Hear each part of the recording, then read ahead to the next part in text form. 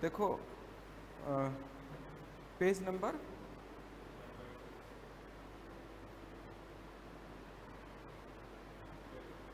ये ना 5th point है इसमें।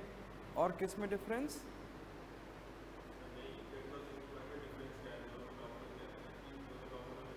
हाँ 4 और 5 में नॉट एक्सप्रेसली डिक्लेयर्ड वॉइड। देखो सिचुएशन इसे ऐसे समझो,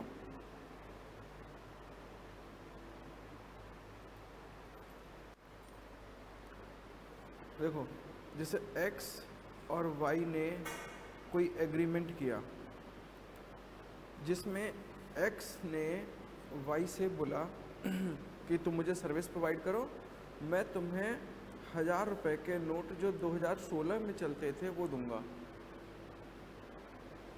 ठीक है, तो यहाँ पर ये 1000 रुपये का नोट आज की डेट में कैसा है, लीगल है इलीगल है? तो यहाँ पर हम इसे बोलेंगे कि यहाँ पर अनलॉफुल है। ठीक, अब दूसरी सिचुएशन, x और y ये जो है मैरिज करते हैं फॉर एग्जाम्पल, और दोनों रियल ब्रदर सिस्टर हैं, तो कोई कमी है कॉन्ट्रैक्ट के एंगल से? देखो तो कॉन्ट्रैक्ट के एंगल से देखना, ऑफर, एक्सेप्टेंस सब कुछ है, कंसेंट है, पार्टीज़ हैं, फ्री मतलब कॉम्पिटेंट है, सब कुछ है, लेकिन कानून क्या इनकी शादी को एक्सेप्ट करेगा? यानी हिंदू लॉ इस मैरिज को एक्सेप्ट नहीं करेगा। तो ऐसे ही कॉन्ट्रैक्ट एक्ट में कुछ सिचुएशन को कहा गया कि इसमें सब कुछ है, कंसिडरेशन है, ऑब्जेक्ट है, स्टिल ये ठीक नहीं है। जैसे ए ने कहा मिस्टर बी आप पैसे लो और अपनी दुकान बंद कर लो, क्या दिक्कत है? मैं यहाँ पे बिजनेस करूँगा, मेरी मोनोपोली रहेगी, मैं आपको पैसे दे रहा हूँ फ्री में, आपसे ये नहीं कह रहा कि आप दुकान क्लोज कर लो। तो यहाँ पे कंसिडरेशन ये पैसे दे रहा है, ये दुकान बंद कर रहा है। अगर देखा जाए तो इसमें वैसे कोई गड़बड़ नहीं है, लेकिन कानून क्या कह रहा है कि ये जो डील है ऐसी डील होनी नहीं चाहिए, क्योंकि किसी भी पर्सन को अपनी चॉइस का बिजनेस करने से आप नहीं रोकोगे। तो कह सकते हो कि थोड़ा सा कि ऑब्जेक्ट में कनेक्टिविटी है, कि भाई इसका ऑब्जेक्ट क्या था, मोनोपोली क्रिएट करना, तो मोनोपोली क्रिएट करना कानून मना करता है। ठीक है ना? तो आपको यही ध्यान रखना पड़ेगा कि अनलॉफुल कंसिडरेशन के टॉपिक में हम बात करते हैं कि जो रिटर्न में जो उनको प्रोडक्ट या सर्विसेज मिल रही हैं दैट वाज इलीगल या अनलॉफुल। लेकिन जब हम बात करते हैं agreement must not be expressly declared void, तो इसका मतलब कि उसमें कंसिडरेशन इम्पोर्टेंट नहीं है उसमें ऑफर एक्सेप्टेंस सब इम्पोर्टेंट नहीं है। वो कहना है कि सब कुछ ओके है, स्टिल हम इसको नहीं मानेंगे। ठीक है, तीसरा देखो, इसको एक एग्जांपल देख लो। इसमें ए ने बी से कहा कि मैं तुम्हारे को कोई भी इंजर्ड करूं बट तुम कोर्ट नहीं जाओगे, पैसे पकड़ो 10 लाख रुपए, कोर्ट मत जाना। तो देखा जाए कोई गड़बड़ नहीं, ऐसे नहीं लग रही, क्योंकि भाई इसका कोर्ट जाना ना जाना ये इसकी मर्जी है। लेकिन ये जो कर रहा है पैसे लेकर के इससे कह रहा है, रोक रहा है, ये गलत है। कानून इसको एक्सेप्ट नहीं करता, कहता कि नहीं ऐसे एग्रीमेंट की वैल्यू होगी ही नहीं। तो this agreement is expressly declared void.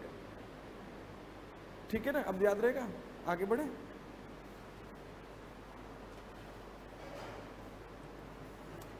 तो देखो इसमें टाइप्स में हम पढ़ रहे थे, और वैलिडिटी वाला पढ़ लिया तुमने, वैलिडिटी वाला पढ़ लिया, वॉइड वाला पढ़ा, वॉइडेबल पढ़ लिया। अब दोनों में डिफरेंस मैं बता देता हूँ, एक मिनट बस, आवाज़ बहुत कर रहा है।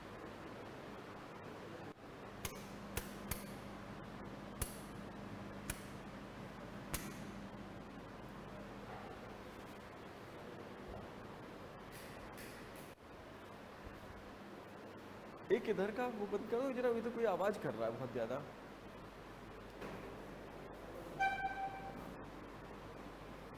ठीक है बच्चों, देखो तो डिस्टिंक्शन एक तो डेफिनेशन का दे रखा है, चेक करो। A void contract can not be enforced at law, क्योंकि वॉइड जो है वो तो कभी भी इन्फोर्स नहीं होगा, जबकि voidable contract is an agreement which is enforceable.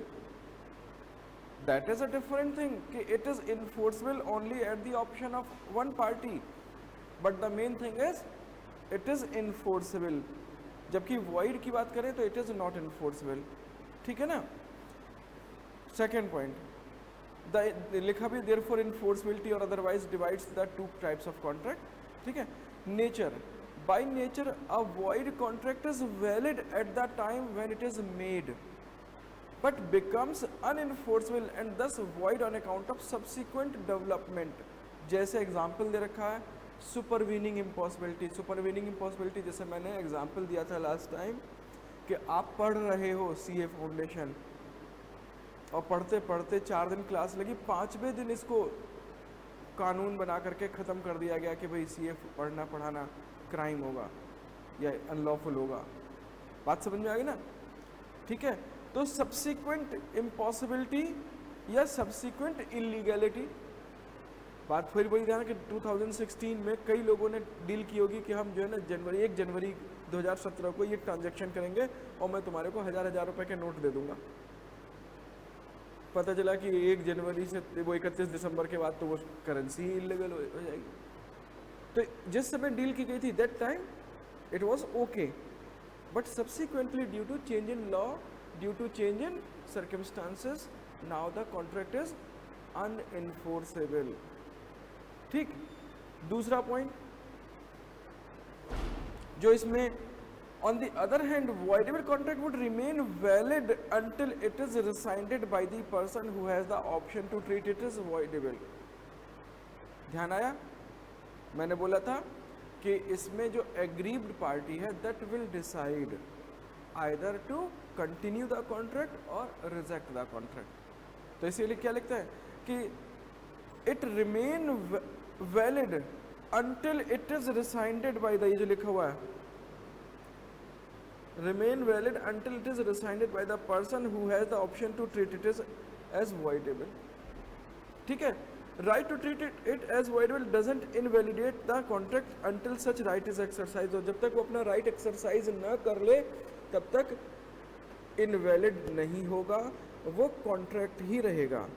all contracts दे दिया जो मैंने कल बता भी दिया था कि coercion, undue influence, fraud, misrepresentation से voidable है, यानी आपसे बदतमीजी करके अगर किसी ने डील कर ली तो कोई दिक्कत नहीं है, डील आप डिसाइड करोगे क्योंकि आप पीड़ित हो, आप डिसाइड करो कि इसे मानोगे या नहीं मानोगे, आपका कानून सपोर्ट करेगा, उसका नहीं, ठीक है। डन है। राइट्स की बात करते हैं, मुझे लगता है कि इससे आप खुद गेस कर सकते हो कि when void contract is not a contract तो no rights no duties, but voidable की बात करें तो इट इज अ कॉन्ट्रैक्ट, तो राइट्स भी रहेंगे ड्यूटीज भी रहेंगे जब तक कि डिसीजन फाइनल ना ले लिया जाए। देखो लिखा है as regards of rights in case of void contract there is no legal remedy for the parties, the contract can not be performed in any way. Contract तो किसी भी हालत में परफॉर्म होगा नहीं। In the case of voidable contract the agreed party has a right to rescind it within a reasonable time, यानी आप decide कर लो, एग्रीड पार्टी डिसाइड कर ले कि उसे कॉन्ट्रैक्ट को मानना है या नहीं मानना, और अगर उसने डिसीजन में लेट कर लिया तो सेकंड पार्टी यानी जो गिल्टी पार्टी है उसके राइट्स पे कोई फर्क नहीं पड़ रहा, वो तो प्रॉपर्टी यूज कर रहा है, वो तो इसे आगे फर्दर सेल भी कर सकता है, ठीक है। तो if it is not रिसाइंडेड it is a valid contract, यानी कि अगर ये रिसाइंड नहीं करोगे तो ये वैलिड कॉन्ट्रैक्ट है, तो राइट्स भी है ड्यूटीज भी है, सब कुछ है, ठीक है। इसको डिफरेंस को फिर उन्होंने समराइज कर दिया। A contract ceases to be enforceable by law, ये डेफिनेशन का पॉइंट था और इसमें था it is enforceable at the option of one party. मैं रिपीट नहीं कर रहा, हो जाएगा।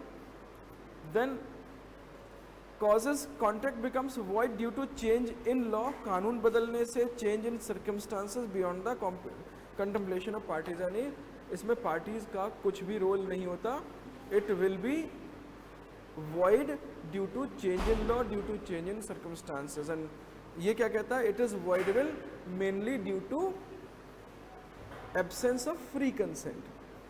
ये 4 पॉइंट्स ऊपर पढ़े ना, coercion, undue influence, fraud, misrepresentation.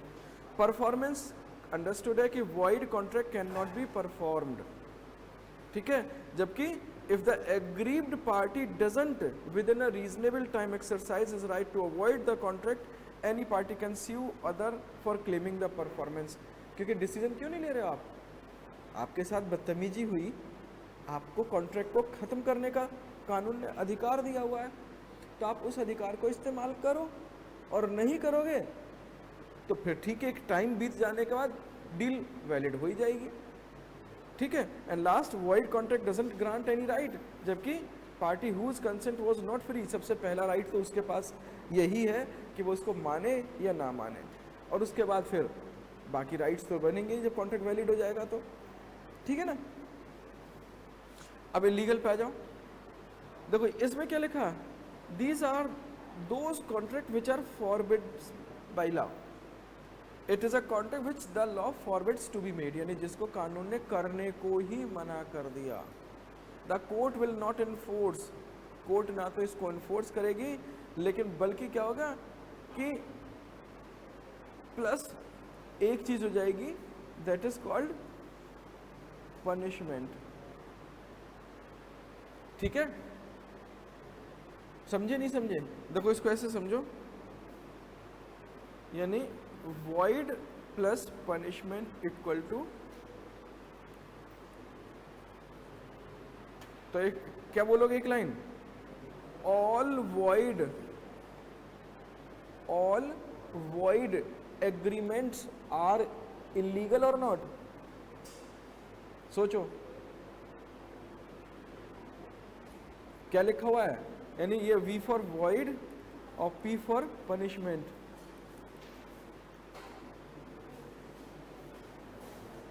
Then in दोनों की इक्वेशन से बनता है इलीगल.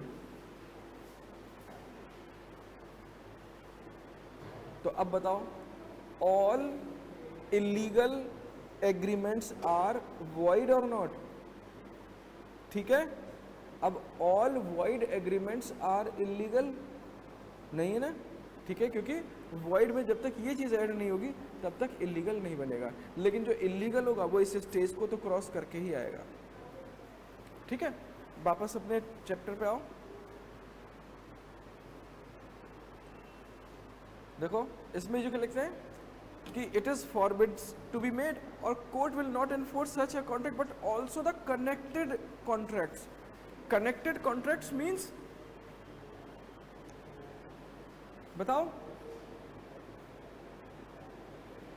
कनेक्टेड मतलब यानी इसे हम बोलते हैं कोलेट्रल, ठीक है. जैसे ए ने बी के साथ कोई डील की, तो उस डील में ए ने सी से कोई हेल्प ले ली इस डील को एग्जीक्यूट करने के लिए, सॉरी. तो ए और बी की जो डील थी, इस डील को फाइनलाइज करने के लिए एक सपोर्ट नीडेड था, वो सपोर्ट इसने सी से ले लिया. तो ये तो मेन है, और ये क्या है, कनेक्टेड या कोलेट्रल.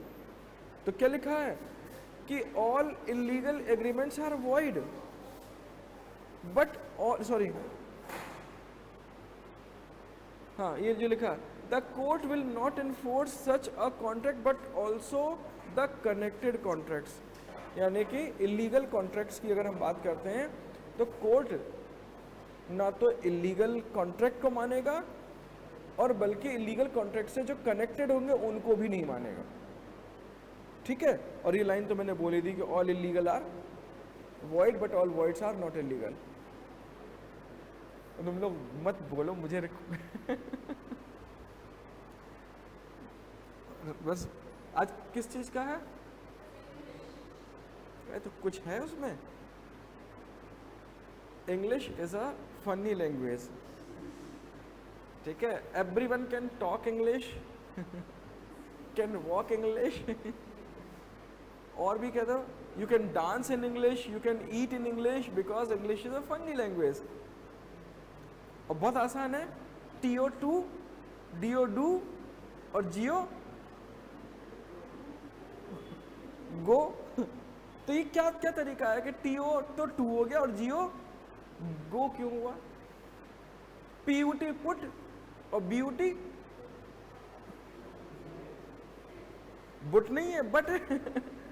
तो इसीलिए बिल्कुल एक जो मूवी आई थी ना अमिताभ बच्चन की, नमक हलाल, उसमें ये डायलॉग पूछा जाता है कि क्या तुम अंग्रेजी बोलना जानते हो? Yes, I can talk English, I can walk English, because English is a very funny language. और हकीकत है, ठीक है ना? तो इसलिए just enjoy English, the main thing is your confidence. और इसके लिए बहुत अच्छा एग्जाम्पल अभी लेटेस्ट मेरे को मिला, अभी कुछ 2-3 दिन पहले संडे को मूवी आई थी सुपर 30। तो सुपर 30 में जो बच्चे हैं, जो 2 कोचिंग है, एक सुपर 30 कोचिंग और एक जो बहुत ही रिनाउंड कोचिंग है, उनके बीच में कंपटीशन होता है। उस कंपटीशन में बच्चे सुपर 30 के हार जाते हैं, 49% रहता है स्कोर उनका, 52। तो वो पूछता है कि भाई इतनी तैयारी के बाद आप हार कहाँ गए? बोले हम जब बैठे थे तो हमारे बराबर में एक उस कोचिंग का था बच्चा, एक इस कोचिंग का, तो बराबर में बैठाया था। तो वो अंग्रेजी में पढ़ रहे थे, जो डिस्कस कर रहे थे, तो हमारा कॉन्फिडेंस डाउन हो गया कि हमें अंग्रेजी नहीं आती, हमें क्वेश्चन सारे आते थे। तो उसने कहा कि ठीक है, कल होली है और आपको वहाँ पर परफॉर्मेंस देनी है इंग्लिश में। मुझे नहीं पता कैसे बोलोगे, मुझे बस इंग्लिश चाहिए। और ऑब्जर्व करता है, और शुरुआत करते में वो कांप रहे हैं, उनका कॉन्फिडेंस डाउन है, लेकिन उधर से वो बार बार आंखें दिखा रहा है। तो अंत में नो नो नो जब वो बोलना शुरू करते तो नो नो नो से शुरू होता है, Basanti no dance in front of these dogs. भाई पूरी शोले की स्टोरी को उन्होंने डिपिक्ट कराया, और लेकिन बोला अंत में, कैसे बोला that doesn't matter, the main thing is कि उनका फील तुरंत पकड़ में आ गया कि Basanti no dance in front of these dogs, यानी बसंती इन कुत्तों के सामने डांस मत करना। तो इसलिए इंग्लिश को एंजॉय करो, लेकिन उस इंग्लिश को जब लॉ में आज लेके आ जाओगे ना, तो एंजॉय मत करना, क्योंकि उस समय आपका एक फुल स्टॉप, आपका एक कॉमा आपको टल्ली कर देगा एंजॉयमेंट में और मार्क्स डाउन हो जाएंगे, ठीक है? तो इसलिए जरा मुझे अपना काम करने दो। हाँ जी, तो एग्जाम्पल देखो इसमें, कॉन्ट्रैक्ट्स दैट इज इमोरल और oppose to public policy are illegal in nature. जैसे if R agrees with S to purchase brown sugar, it is an illegal agreement. Brown sugar जानते हो ना, बस वो वाला ब्राउन शुगर। हालांकि मार्केट में एक और ब्राउन शुगर आता है जो मतलब एक डेली यूज में इस्तेमाल होता है, ठीक है? हो जाएगा। अब देखो इसका एनालिसिस चेक करो। The act has specified various factors due to which an agreement may be considered as void agreement, ठीक है? बहुत सारे वॉइड एग्रीमेंट्स बता रखे हैं। अभी हमने पढ़ा agreement in restraint of trade, agreement in restraint of marriage, मैंने भी मतलब एग्जाम्पल देके तुम्हें याद दिलाया। इसी में वन ऑफ दीज फैक्टर्स अनलॉफुलनेस। तो वॉइड के कई रीजन में एक रीजन ये भी है कि if the consideration is unlawful, if the object is unlawful, then the contract would be void, ठीक है? The illegal and void agreements differ from each other in the following respect. तो अब इन दोनों का डिफरेंस समझ लो, यानी कि फिर वही बात आ रही है कि वॉइड का मतलब भी वॉइड और इलीगल का मतलब भी वॉइड। तो दोनों में डिफरेंस फिर कहाँ पर है? मैंने वैसे तुम्हें बता दिया कि वॉइड में हम चीज ऐड कर देते हैं, that is punishment, then it becomes illegal. तो उसी चीज को यहाँ पे समझते हैं स्कोप। अब देखो स्कोप में इलीगल वाइडर होगा या वॉइड वाइडर होगा? अपना कॉमन सेंस लगाओ बिना देखे। Void is wider. क्यों? क्योंकि वॉइड में मतलब जो इलीगल जो है उसमें भी वॉइड आता है, यानी वॉइड में लीगल इलीगल सारे कैटेगरी आ जाती है। लेकिन जब हम इलीगल बोलते हैं तो उसके स्कोप नैरो हो जाता है। क्यों? क्योंकि उसमें उन्हीं वॉइड एग्रीमेंट्स को रखा जाता है जिनके पीछे पनिशमेंट भी है। ठीक है, देखो लेगा all illegal agreements are void, however all void agreements are not illegal. Despite this there is similarity between illegal and void agreements that in both the case it is void ab initio and cannot. एक common feature तो ये है कि दोनों की value zero है, ठीक है, लेकिन दोनों का स्कोप अलग अलग है।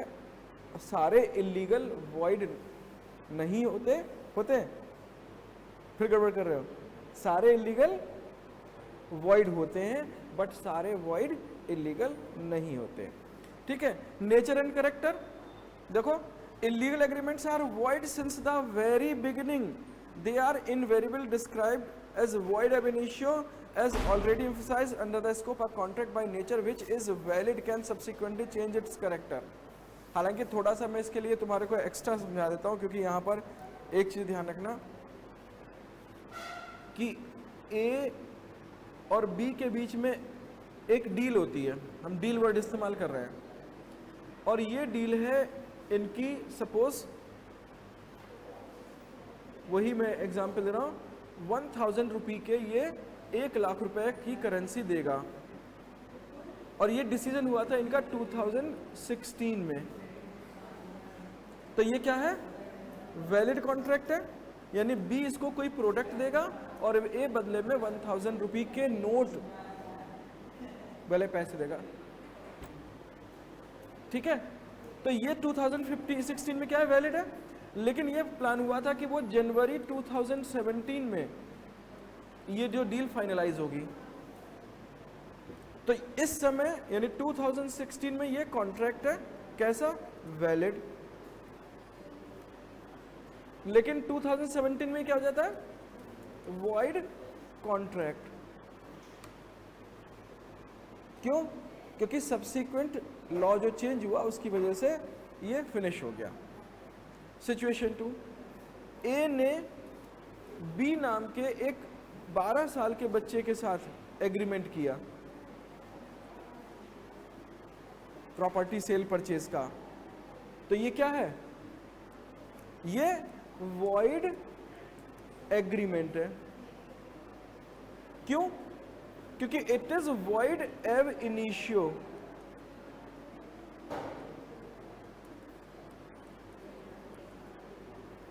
ठीक है, इतनी बात क्लियर हो गई। ऐसे ही हम इस पे आ जाते हैं इलीगल पे, जो मैंने अभी एग्जांपल दिया तुम्हारे को कि ए ने बी के साथ डील की और जिसमें बी इसको गुड्स देगा और ये 1000 रुपए के नोट देगा, ठीक है। ये इस समय क्या है, वैलिड है 2016 में। और मान लो अगर 2017 में ये आता है कि भाई ये करेंसी यूज नहीं होगी और इस करेंसी को यूज करने वाले को पनिशमेंट मिलेगा, तो ये क्या हो गया, इलीगल, इसको हम बोल सकते हैं इलीगल कॉन्ट्रैक्ट, क्योंकि वॉइड भी हुआ और पनिशमेंट भी हो गया। तो अब वॉइड कॉन्ट्रैक्ट बोलो, लेकिन उससे बेटर है कि आप उसे इलीगल बोलो because there is a punishment, ठीक है। तो ये कैसा है, it was a contract at the time of making but subsequently it was declared illegal due to change in law, due to change in circumstances, जो भी आप बोलो, ठीक। दूसरी सिचुएशन जो कि ए ने बी से कहा कि मैं 5 लाख रुपए दूंगा, यानी ए बी को 5 लाख रुपए देगा और तुम एक्स का मर्डर कर दो जो मेरा दुश्मन है। ये क्या है, इलीगल एग्रीमेंट, क्योंकि ये तो from the very beginning it is void as well as punishable. तो दोनों में अंतर समझ में आ गया ना कि इलीगल में भी कैटेगराइज कर सकते हो कि इट इज कॉन्ट्रैक्ट और इट इज, ठीक है। तुम्हारी बुक में इतना डिटेल नहीं दिया गया, इसको थोड़ा ध्यान रख लेना। हाँ जी, तो पहला all illegal agreements are void, however all void agreements are not illegal, और इसके बाद भी सिमिलैरिटी बता दी कि दोनों तो वॉइड हैं, ठीक है।